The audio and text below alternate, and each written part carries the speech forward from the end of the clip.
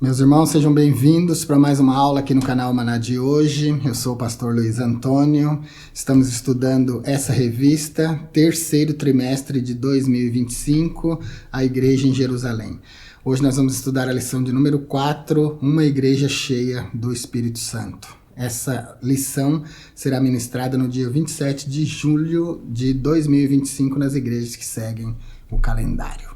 Antes de começar essa aula interessante de hoje, eu quero convidar você a se inscrever no nosso canal. Estamos numa luta para chegar a 100 mil inscritos. A gente ainda está em 18.200 inscritos, mas se você ajudar compartilhando, se inscrevendo e deixando um like, tenho certeza que nós vamos conseguir bater essa meta. Se você quiser assistir vídeos, aulas e cursos exclusivos, se torne membro. E se você quiser ter acesso a todos os exclusivos do nosso canal e falar direto comigo, se torne membro do nível consultoria. Você vai ter meu número de telefone e a gente vai poder conversar. Se você quiser deixar uma oferta para o meu ministério, a oferta da Escola Bíblica, é esse e-mail que está aparecendo aí agora. Vamos lá para a nossa aula de hoje. Na nossa introdução, a gente vai ver que a igreja de Jerusalém não era uma igreja que vivia confortável, mas ela era atacada, ela era pressionada, mas era uma igreja fervorosa, vivia em oração, em comunhão e por isso era vitoriosa. A postura dessa igreja revela a verdade e uma verdade que atravessa séculos. Uma igreja cheia do Espírito Santo não se acovarda diante dos desafios, mas ela luta, ela briga pela sua sobrevivência e com a ajuda e a unção do Espírito Santo, ela sobrevive em meio a qualquer tipo de adversidade. E é sobre isso que nós vamos meditar na aula de hoje, uma igreja cheia do Espírito Santo. Essa igreja que é cheia do Espírito Santo, ela transforma a sua fragilidade, a sua fraqueza em força, pela graça do Espírito Santo. E eu percebo 4 coisas nessa igreja primitiva, nessa igreja ousada, nessa igreja cheia do Espírito Santo. Ela tinha perseverança, ela não renunciava à sua fé, ela orava com poder e ela tinha ousadia na evangelização. Ela perseverava, era uma igreja que não fugia da provação e permanecia firme por causa da capacidade que o Espírito Santo lhe dava. 1 de Pedro 4,12. Isso aqui são extras, não tem aqui na lição, mas vai ficar para vocês na nossa lição lá no blog, caso você queira consultar.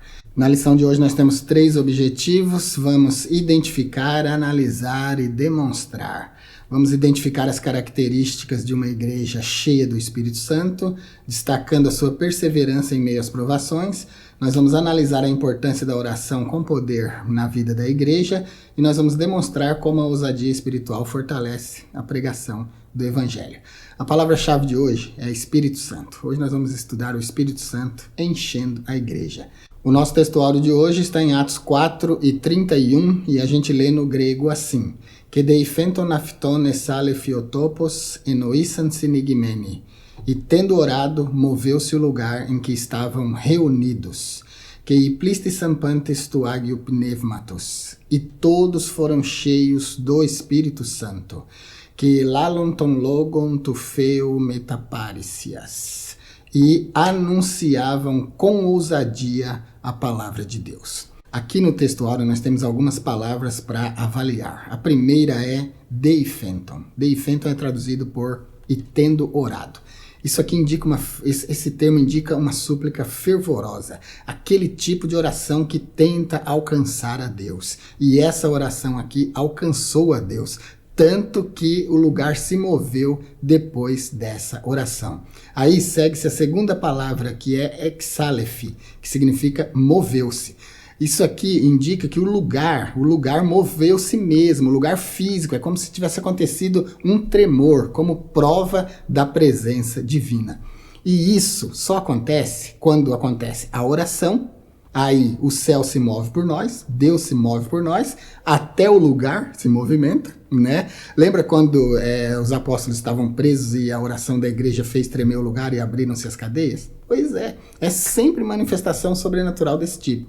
A terceira palavra que a gente tem para avaliar aqui é sinigmene. Sinigmene significa reunidos. Destaca que estavam juntos num mesmo propósito. Esse reunidos não é só porque estavam juntos fisicamente no lugar, mas estavam juntos de coração e de mente. É o que significa o termo synigmene. Então, a oração na igreja ela deve ser feita com propósito. A igreja é uma comunidade. Quando você vai para a reunião de oração, e eu não sei como é aí na sua igreja, mas na minha, o pastor faz os pedidos de oração antes da gente orar. Os crentes também têm até a oportunidade de fazer os pedidos de oração. E depois nós oramos reunidos.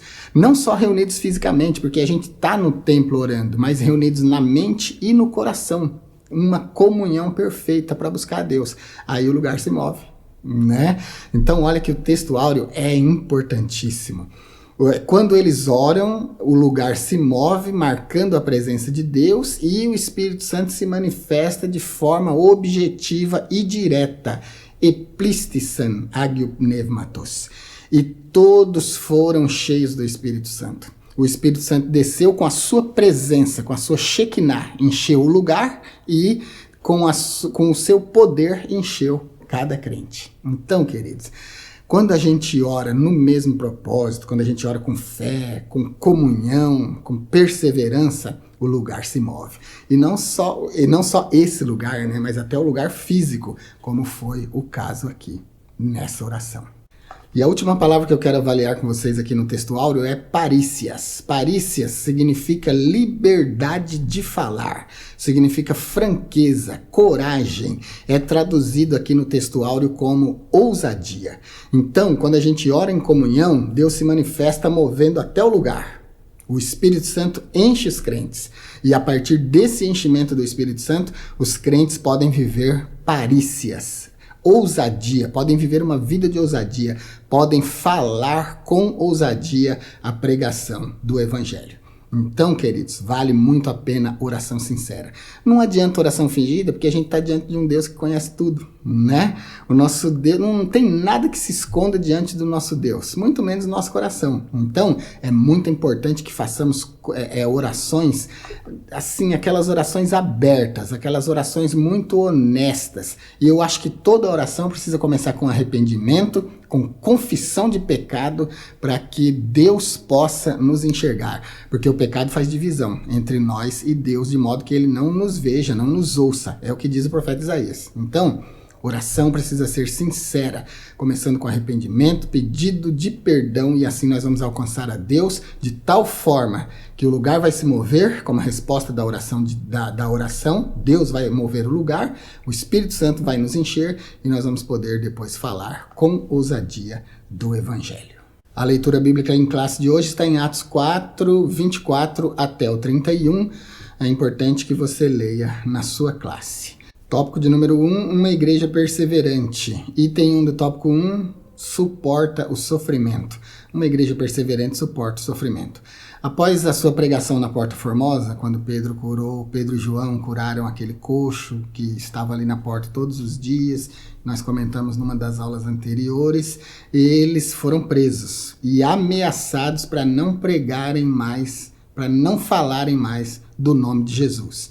Eles entenderam a ordem, claro, ficou muito claro para eles, mas o que Pedro e João disseram para as autoridades foi: julguem vocês mesmos. Vocês acham que é melhor a gente ouvir vocês ou a Deus? É melhor obedecer vocês ou obedecer a Deus? E assim eles ignoraram a ordem dada para não falar mais no nome de Jesus e continuaram. Porque uma igreja cheia do Espírito Santo, ela suporta sofrimento. Ela não se dobra diante das ordens dos homens que são contra Deus. Então, eles estavam determinados a suportar todo tipo de sofrimento. Como suportaram, todos foram até a morte pelo nome de Jesus, mas não negaram. Então, uma igreja cheia do Espírito Santo, ela é capaz de suportar sofrimento. Crentes, cristãos, pessoas que não estão cheias do Espírito Santo, elas não aguentam nem a luta do cotidiano. Imagina a perseguição das autoridades contra a igreja. Aí é que não aguenta nada mesmo, né? E o Atos 4 e 8 mostra por que a igreja suportava. É porque estava cheio do Espírito Santo. Pedro só falou com essa ousadia porque estava cheio do Espírito Santo. Eu, nas evangelizações, nas viagens missionárias que eu já fiz, eu já vivi muita experiência de ser cheio do Espírito Santo e de poder falar com ousadia. Na pregação, no evangelismo que a gente faz ao redor da igreja, a gente vive muita experiência de poder do Espírito Santo para falar com ousadia. Mas você só vai sentir se você for. Se você não for, não vai sentir. Atos 4 e 8 mostra a situação que Pedro estava para falar naquela ousadia. Lá está dito assim, ó, então Pedro, cheio do Espírito Santo, disse-lhes, chefes do povo e anciãos. No grego aqui vai aparecer plistis pneumatosagio, cheio do Espírito Santo. Tute Petros plistis pneumatosagio. E Pedro, cheio do Espírito Santo. Só estando cheio do Espírito Santo para falar com ousadia. Se você ainda não viveu essa experiência, busque orando. Siga a receita da aula passada. Lembra da receita da aula passada? Oração, leitura da Bíblia e jejum. Oração e leitura da Bíblia todo dia. Jejum sempre que for possível, né? Para você viver uma vida de consagração e poder viver essas experiências. E essa frase, plistis pneumatosagio, cheios do Espírito Santo, ela é encontrada em vários lugares no livro de Atos dos Apóstolos. Sempre para indicar que os apóstolos falavam com autoridade porque estavam cheios do Espírito Santo. E uma igreja cheia do Espírito Santo, ela é conforme o item de número 2. Não negocia os seus valores. Por isso que Pedro e João disseram assim, julguem vocês mesmos, vocês também são homens de Deus. Julguem se é mais importante a gente obedecer vocês ou a Deus. Então eles não negociaram os seus valores espirituais, não negociaram a sua fé. Quando a classe sacerdotal intimou os apóstolos e lhes deram ordem expressa para que eles não falassem e nem ensinassem no nome de Jesus, a resposta foi clara, que é o que eu já falei, que é Atos 4, 19 e 20. Julguem vocês mesmos, se é melhor ouvirmos antes a voz do que a Deus. E o versículo 20 de Atos 4 diz assim, ó, porque não podemos deixar de falar do que temos visto e ouvido. Então, é uma impulsão que vem de dentro que o Espírito Santo dá na vida do crente quando ele enche o crente. Não tem como não falar. É por isso, queridos, que a gente olha aqueles crentes fracos, aqueles crentes que não têm força nem para cumprimentar o outro crente com a paz do Senhor em público, porque tem vergonha. A gente sabe que essa pessoa não está nem lendo a Bíblia, muito menos orando ou jejuando.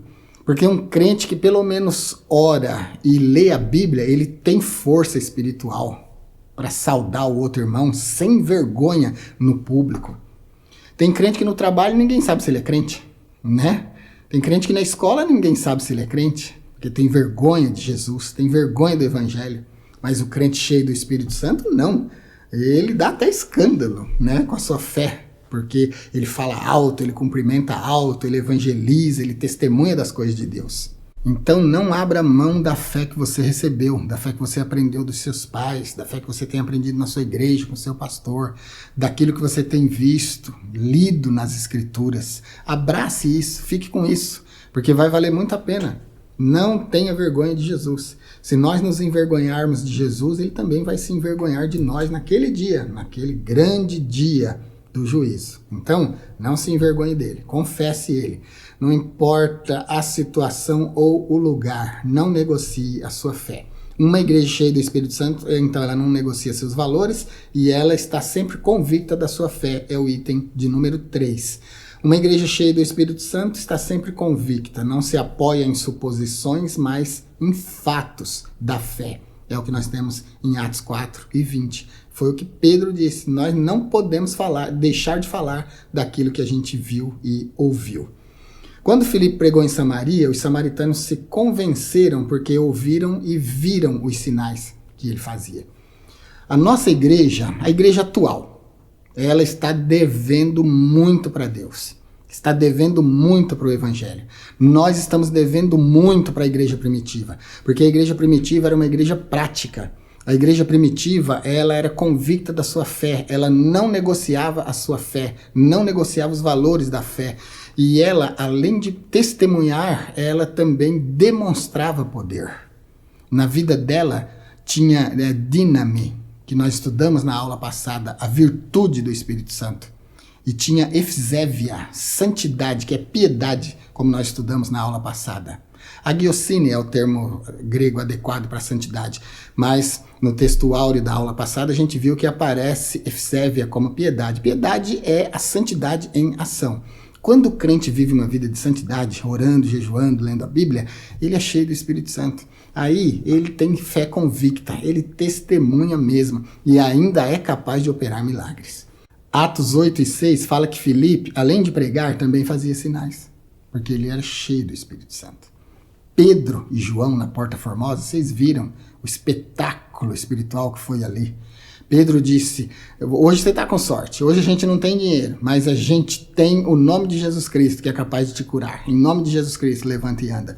E o coxo levantou. O apóstolo Paulo fez isso várias vezes, como a gente viu também em alguns exemplos na aula passada. Então, queridos, estar cheio do Espírito Santo faculta para nós o poder de pregar com ousadia. E ainda quando nós orarmos pelas pessoas, elas serem curadas, os problemas delas serem resolvidos. E as pessoas sentirem que além de a palavra de Deus estar conosco, o poder de Deus também está conosco. E assim a gente pode fazer a diferença no mundo, como Pedro e João fizeram, como Filipe fez. Então a gente vê que a igreja primitiva, a gente vê na vida de Pedro, de Paulo, dos apóstolos, que eles não só anunciavam a palavra, mas também demonstravam o poder de Deus. Díname, o poder do Espírito Santo se movendo no crente. O apóstolo Paulo vivia isso o tempo todo. E a Bíblia também diz de Jesus que Jesus era poderoso não só em palavras, mas também em obras.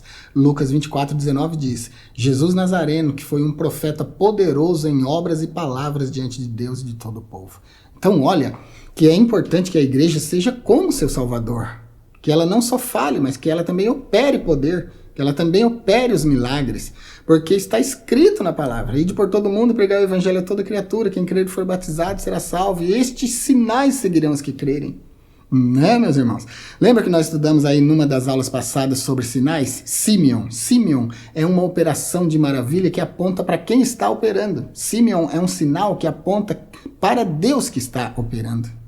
Então, olha o apóstolo Paulo, Romanos 15, 18 e 19.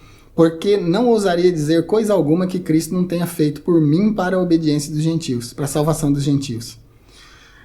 Por palavra e por obras, pelo poder dos sinais e prodígios na virtude do Espírito Santo. De maneira que desde Jerusalém até os arredores do Ilíraco eu tenho pregado o evangelho de Jesus. Mas é com sinais, prodígios e na virtude do Espírito Santo. Então é assim que o evangelho deve ser pregado. O mundo está carregado de pecado, as pessoas estão cada dia mais apateístas. Eu falei sobre o tema apateísta na aula passada. Se você quer entender o que é uma geração apateísta, vá na aula passada, você vai entender. Diante de uma geração cada vez mais apateísta, é preciso uma igreja cada vez mais cheia do poder do Espírito Santo. Tem que ser plistis pneumatosagio, cheios do Espírito Santo, senão não vence. Tópico de número 2, uma igreja que ora com poder. Uma igreja que ora com poder, ela ora com propósito, é o item 1, ela ora em unidade, é o item 2, e ela ora fundamentada na palavra, que é o item de número 3. Item 1 do tópico 1, orando com propósito. Nós observamos na oração do capítulo 4, do 24 até o 30 de Atos dos Apóstolos, que os crentes oram para que Deus seja glorificado por meio de um evangelismo de poder. O texto áureo de hoje. E tendo orado, moveu-se o lugar, e todos foram cheios do Espírito Santo, e anunciavam com poder a palavra, com ousadia a palavra. Então, a igreja precisa orar com propósito. Mas qual o propósito da igreja? Vamos meditar sinceramente, meus irmãos? Para um pouquinho, pense agora honestamente. Quando você for dar aula aí na sua classe, faça essa pergunta para a igreja. Qual tem sido o propósito da igreja? Porque pelo que eu percebo, pelo que eu ando percebendo, observando a igreja, o propósito da igreja é sair de casa e ir para o templo. Todos os dias que tem culto. Tem uns que não são tão fervorosos, aí vai uma vez por semana, no domingo. Já tá bom. Tem uns que vão só no dia da Santa Ceia. Meu Deus, graças a Deus que ainda vai, né? Mas qual é o propósito da igreja? Só ir para o templo? Porque isso não é propósito cristão. Ir para o templo? Por que você vai para o templo, meu irmão? Por que você vai congregar, meu irmão? É para você se salvar que você vai congregar? Ou você vai congregar porque você é um crente salvo, cheio do Espírito Santo, que ama estar com os irmãos na comunhão? Você vai lá para oferecer a sua parte no culto a Deus? Por que você vai para a igreja? Mas o objetivo da igreja não deve ser só ir para o templo, ou ser membro do coral, ou de um grupo na igreja, ou pertencer ao ministério. O objetivo maior da igreja, o propósito maior da igreja, precisa ser a evangelização do mundo e ganhar almas. Então, quando a igreja tem propósito, ela faz coisas extravagantes. Mas qual o propósito? Essa é a pergunta que eu deixo aqui para nós no item de número 1. Qual o propósito da igreja? O propósito primordial da igreja é pregar o evangelho, é salvar almas. Se você acordou agora com essa minha pergunta, e até agora o seu propósito era só ir para a igreja e voltar para casa, ir para a igreja e voltar para casa todo dia, até morrer, vai fazer isso até morrer, isso não é propósito. Isso não, honestamente, isso não é propósito. A obra de Deus é crer em Jesus Cristo e anunciar o nome de Jesus Cristo para os pecadores, tá bom? Isso é obra de Deus. Se você estiver indo para a igreja e encontrar um necessitado, deixe de ir para a igreja e ajude o necessitado. Isso é a obra de Deus. É muito mais cristão parar e fazer como o bom samaritano do que ir para a igreja para sentar lá e fazer o que você poderia fazer ali ajudando aquela pessoa, que é adorar a Deus. Adorar a Deus você pode fazer em qualquer lugar. Com isso eu não estou desconstruindo a ideia de ir para a igreja, mas estou falando do que é mais importante. Qual o propósito, então, da igreja? Então, o tópico de número 2, uma igreja que ora com poder, o item 1, uma igreja que ora com propósito. Olha o que diz aqui no finalzinho do comentário do item 1. Nela eles oravam para que Deus exercesse sua soberania e agisse no meio deles, dando-lhes poder para testemunhar de Jesus. Não é tudo que eu acabei de falar? Não tem outro objetivo na vida da igreja, senão testemunhar de Jesus. Lembra que quando Jesus libertou o endemoniado gadareno, ele queria ir com Jesus? Aí Jesus falou para ele assim, não, vai ser mais lucro se você for para os seus e testemunhar lá do que eu fiz na sua vida. Aí eles vão se salvar. Quando a samaritana encontra Jesus, ela diz assim, eu estou pensando aqui, eu estou reconhecendo, eu estou sentindo que o Senhor é profeta. Porque o Senhor está falando da minha vida aí, coisa que ninguém sabia, só eu sabia. E o que ela faz? Ela sai dali e vai anunciar lá na cidade dela. Venham ver um homem que eu encontrei. Ele falou toda a minha vida. Será que ele não é o Cristo que as Escrituras anunciaram? Já começou pregando. Não existe conversão sem pregação do Evangelho. Todo convertido vai anunciar o Evangelho. Todo convertido vai testemunhar do Evangelho. Oração com propósito. Que propósito? Ganhar almas, evangelizar. O propósito da igreja não é ir para o templo. O propósito da igreja é ganhar almas. Se o seu era só ir para o templo até hoje, frequentar a escola bíblica, culto de oração, culto de doutrina, culto de fim de semana, se você acha que a vida cristã é isso aí, pode mudar de pensamento. A vida cristã é viver em comunhão com Deus e testemunhar para as almas perdidas aquilo que Jesus fez na sua vida. E o item de número 2, orando em unidade. É importante que a igreja tenha unidade. Vamos falar de unidade? Unidade não é concordância estrita. A unidade no espírito, em relação ao corpo da igreja ali, não significa que eu não possa discordar de você, de um obreiro, de alguma coisa que um obreiro falou no púlpito, ou mesmo do pastor alguma vez. Com todo respeito, claro. Não estou falando de desacato. Se você desacata os obreiros da sua igreja e seu pastor, você não é nem crente. Você tem que se converter. Eu estou falando de discordar. Às vezes a gente discorda no coração, discorda na mente de alguma coisa que ouviu, de algum pensamento que foi colocado. Isso não expressa desunidade, porque a unidade não é união absoluta. A unidade é de fé, de comportamento. O que diz a Escritura? Um só batismo, quer dizer, todos nós nos batizamos na mesma profissão de fé, por isso, um só batismo. Tem um vídeo aqui, eu vou deixar para você explicando esse negócio de um só batismo. Não fala de quantidade, não significa que você não possa ser batizado 1 ou 2 vezes, não é disso que está falando. Um só batismo é que esse batismo aponta para uma única fé. E o versículo segue dizendo assim, um só batismo, uma só fé, um só Senhor. Tá percebendo? Isso é unidade. Nós unidos no mesmo Senhor, na mesma fé, no mesmo batismo. Ou seja, nós comungamos pensamentos que a Bíblia dá para nós como regra de fé e de prática. Essa é a unidade. E quando a gente fala de unidade em oração, a gente está falando da união corporal, física mesmo. Nós nos reunimos num lugar e oramos, mas falamos disso. Quando nós buscamos a Deus, esse Deus é o Deus de todos. Um só Senhor. Isso é unidade. A fé que nos movimenta a buscar esse Senhor que é um só para todos, é uma fé só para todos. E todos nós fomos batizados num só batismo. Como assim num só batismo? Nos batizamos no nome do mesmo Senhor. Seria outro batismo se a gente se batizasse no nome de outra divindade. Tá bom? Isso é unidade. Isso tudo que eu acabei de falar é o que indica o termo homofimadon. Homofimadon, segundo o dicionário, significa unidade. Concordância significa propósito harmônico, tá bom? Mas não significa que a gente não possa pensar diferente em uma ou outra coisa. Já entendeu, né? Tudo aquilo que eu falei.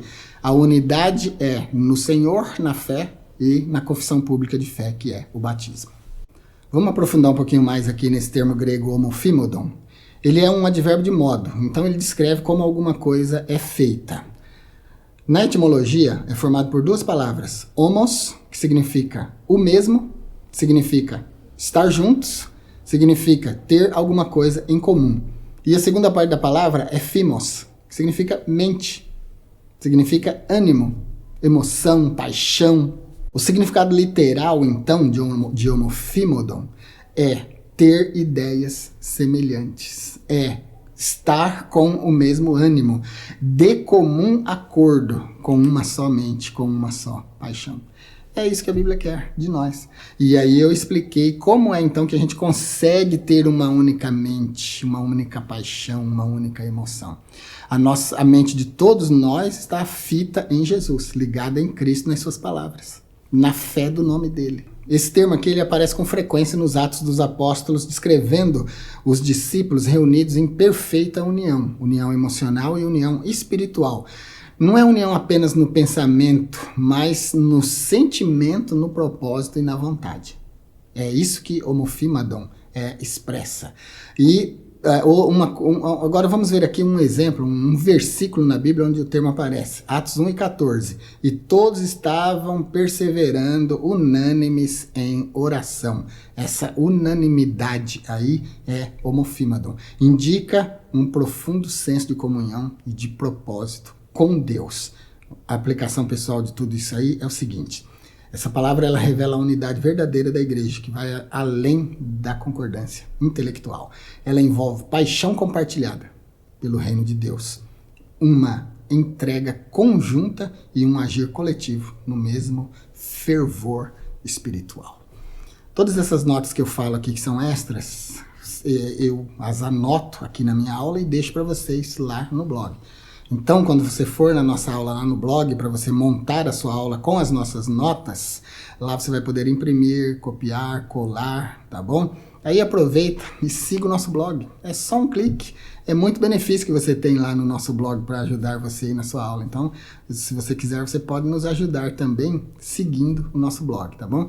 Se tiver no celular, só rodar a rolagem, vai aparecer o botão seguir. Clica nele, vai aparecer um pop-upzinho pedindo para você confirmar. Confirme, você já estará seguindo o nosso blog. Aí, mesmo que você se distrair, toda vez que eu publicar a aula lá, o blog avisa você que foi publicada a aula. E assim você não perde nada.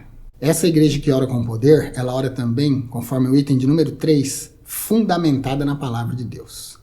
Ao orarem, os crentes citaram o Salmo 2, versículos 1 e 2. Lá está dito assim: que disseste pela boca de Davi teu servo, porque bramaram as gentes e os povos pensaram coisas vãs. Salmos 2, 1 e 2 é repetido em Atos 4 e 25. Quando nós oramos tomando a palavra de Deus como base, nós afirmamos as verdades da palavra de Deus. Orar tomando... Vou explicar aqui para você não se confundir e não fazer errado. Você já viu aquelas pessoas que quando estão orando ficam repetindo a palavra de Deus para Deus? Como se estivesse lembrando Deus da sua palavra? né? Não é isso aí que significa orar fundamentado na palavra. Orar fundamentado na palavra não é ficar repetindo versículos da Bíblia enquanto ora, mas é orar de acordo com o pensamento central das Escrituras. Vou dar um exemplo. Às vezes você está querendo uma coisa e essa coisa não é bíblica. Às vezes você está querendo uma coisa e essa coisa não é para cristão. Às vezes você está querendo uma coisa que a Bíblia não apoia. Então não adianta orar por coisas que Deus não aprova, que a sua palavra não aprova, porque você não vai ter resposta mesmo. Ele não vai responder. Então, ore com fundamento bíblico. Ore pedindo coisas para Deus que Deus aprove, que sejam dignas de um cristão. Tá bom?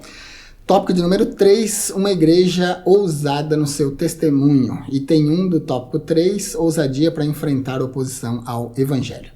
Os crentes oravam conscientes dos obstáculos que estavam enfrentando.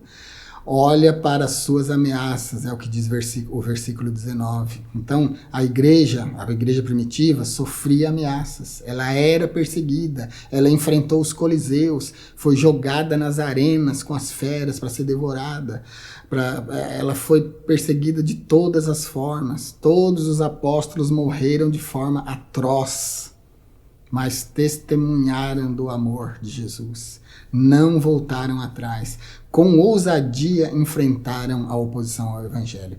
Olha a diferença nossa para a igreja primitiva, irmãos. A igreja primitiva morria por amor a Jesus e pela pregação do evangelho. A igreja de hoje não tem força nem para pregar o evangelho. Seja honesto aí comigo. Fala se não é verdade. A igreja está mesclada com o mundo. Nós temos muito poucas almas que realmente testemunham com vigor do evangelho. Pessoas em quem a gente ainda vê a luz do Espírito Santo. Então, meus irmãos, a gente precisa de renovação. Por Deus, nós precisamos de renovação espiritual. Se você está na zona de conforto, então, não está sofrendo nada, não está padecendo nada, é porque você não está fazendo nada. Não está testemunhando de jeito nenhum. Não está falando de Jesus. Lembra que eu falei agora há pouco que tem crente que tem vergonha até de cumprimentar o irmão na empresa onde trabalha, na escola onde estuda, aí nas praças onde se encontra, não tem vergonha de cumprimentar com a paz do Senhor para não revelar que é crente? Porque não tem vida de crente. Mas quando a gente tem vida de crente, a gente tem ousadia para testemunhar da nossa fé. Se não consegue nem saudar com a paz do Senhor, imagina se vai conseguir testemunhar, pregar o evangelho. Mas nunca, né? Então, queridos, toda vez que a gente está na zona de conforto, a gente não tem perseguição nenhuma. Mas quando a gente começa a fazer a vontade de Deus, a perseguição se levanta. 2 Timóteo 3:12. E, na verdade, todos os que querem viver piamente em Cristo Jesus padecerão perseguições. Viver piamente. Sabe o que significa o termo piamente? Eu expliquei na aula passada. Tem base no termo grego efzévia, piedade, vida de piedade. Quando Pedro curou o coxo na Porta Formosa, todo mundo fitou os olhos nele e em João, e ele falou assim: por que vocês estão olhando para nós como se por nosso díname, poder, virtude, como se essa virtude fosse nossa, e efzévia e piedade, como se fosse por nosso poder e piedade que esse homem está de pé agora. Não é pelo nosso poder, mas pelo poder de Cristo na nossa vida é que ele está de pé. Então, viver piamente é viver em piedade. Eu expliquei na aula passada, estou repetindo agora. Vida de efzévia, piedade, vida de piedade é vida de santidade em ação, que faculta ousadia para o crente. E um crente cheio do Espírito Santo, essa ousadia não é desrespeito às pessoas, mas é coragem de falar. Parícias do grego, ousadia, é a liberdade de falar, é a coragem de falar, é a ousadia de falar, sem temer o resultado, porque se está cheio do Espírito Santo. Item de número 2, ousadia no exercício dos dons espirituais. O evangelista nos informa que, tendo eles orado, todos foram cheios do Espírito Santo. Atos 4:31. No ensino de Lucas, como no de Paulo, o enchimento do Espírito Santo está diretamente ligado à prática dos dons espirituais. Na 1 aos Coríntios 14 e 12 nós temos: assim também vós que desejais dons espirituais, procurai abundar neles para a edificação da igreja. O que seria a ousadia no exercício dos dons espirituais? Não é essa loucura que eu tenho visto nas igrejas por aí, meus irmãos. Pessoas desautorizadas, pessoas que não estão cheias do Espírito Santo, mas estão cheias de si mesmas, mistificando os dons do Espírito Santo, mentindo em profecia, mentindo em revelação, plagiando dons do Espírito Santo para se tornar um ícone no meio de uma comunidade que não tem conhecimento profundo das Escrituras, por isso apoia esse tipo de movimento. Não é isso, ousadia nos dons do Espírito Santo. Nós não precisamos ajudar o Espírito Santo, senão com a disposição de deixá-lo nos usar. Quando a gente força a barra, como a gente vê em muitos lugares, a gente tem visto hoje em dia na internet escândalos extraordinários, pessoas causando escândalo. Vou deixar um vídeo aqui para você explicando o termo grego escândalo, para você entender a base disso aí, o perigo disso aí. Pessoas escandalizando o evangelho, e em vez de trazer pessoas, estão afastando as pessoas do evangelho. A ousadia na administração do dom é se colocar nas mãos de Deus, para que Deus use você nos dons espirituais para edificar a igreja. E não para você se sentir uma divindade, ou um ícone, ou o mais especial, o mais usado, o profeta, o santo dentro da igreja. Não é para nada disso aí, não. Não. Isso é loucura, irmãos. Meu Deus do céu. Nos quase 40 anos de evangelho que eu tenho, já padeci tanto com isso, porque eu não aprovo, nunca provei isso na minha vida, não aprovo de jeito nenhum. Meus irmãos, viver os dons do Espírito Santo com ousadia é o seguinte: quando Deus te revelar alguma verdade sobre alguém na igreja, você vai procurar essa pessoa e vai falar, e a vida dessa pessoa vai ser transformada. Quando Deus revelar uma enfermidade dentro da igreja, se você é membro da igreja, você vai chegar no pastor, vai falar para ele que Deus te revelou, vai pedir uma oportunidade e vai entregar a revelação. E Deus vai curar a pessoa envolvida na revelação. Quando Deus te usar no dom de profecia, você vai se levantar no meio da igreja, se colocar de pé, falar com toda a autoridade, com voz clara, e você vai transmitir a mensagem de Deus para que a igreja receba a edificação. Quando Deus quiser te usar nos dons de poder, nos dons de elocução verbal ou nos dons de saber, você vai se deixar usar por Deus. Você não vai temer. É isso que é a ousadia no exercício dos dons espirituais. Não é como muitas pessoas estão fazendo, falsificando e usando o dom para seu próprio benefício. Mas é se entregar nas mãos de Deus como um crente consagrado que ora, jejua e lê a Bíblia, porque assim terá autoridade e ousadia para ser usado por Deus. É isso que é o item de número 2. Ousadia no exercício dos dons espirituais. Então, uma igreja ousada no seu testemunho, ela enfrenta com ousadia a oposição ao evangelho, item 1. Item 2, tem ousadia na administração dos dons espirituais, do jeito que eu acabei de explicar. E o item 3, tem ousadia na exposição da palavra. O que aconteceu lá no texto áureo? Eles oraram, é a parte nossa para Deus. Deus fez a parte dele, se manifestou movendo o lugar, e o Espírito Santo, como enviado de Deus, encheu todos os crentes. Todos ficaram plistes em pneumatosagio, todos ficaram cheios do Espírito Santo e começaram a proclamar com ousadia a palavra. Lembrando vocês da palavra grega que aparece lá no texto áureo, parícias.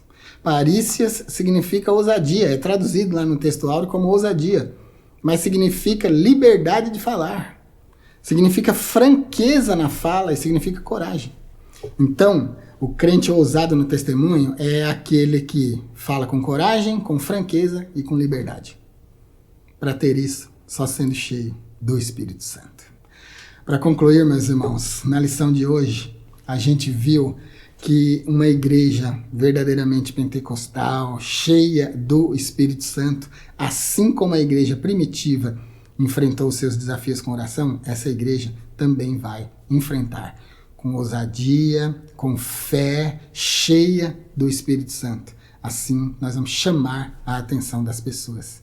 Diante das adversidades, diante dos adversários, nós devemos buscar a Deus com fervor, permanecer firmes e proclamar o Evangelho com coragem, ousadia, parícias, do grego.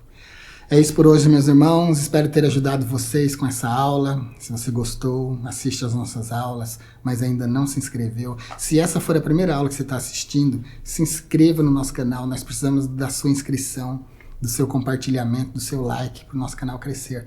Nós queremos alcançar pelo menos 100 mil pessoas inscritas no nosso canal com as aulas aqui do nosso canal. Só você pode ajudar. Se você se inscrever, compartilhar, deixar o seu like, assim a gente vai conseguir essa meta. Quando você se inscreve, você já está ajudando. Quando você compartilha, você está convidando outras pessoas a se inscreverem. Isso vai ajudar muito. E quando você deixa o like, você está dizendo para o YouTube que é para o YouTube compartilhar. Porque quando ele vê que você gostou mesmo, que você deixou o like, aí ele indica as nossas aulas para outras pessoas. E assim o nosso canal cresce, tá bom? Se você quiser assistir um material mais exclusivo, se torne membro. Para membros a gente tem vídeos, aulas e cursos exclusivos. E se quiser falar direto comigo para tirar suas dúvidas, conversar, se torne membro do nível consultoria. Você vai ter meu número de telefone e a gente vai poder conversar. Fique com Deus e até a nossa próxima aula.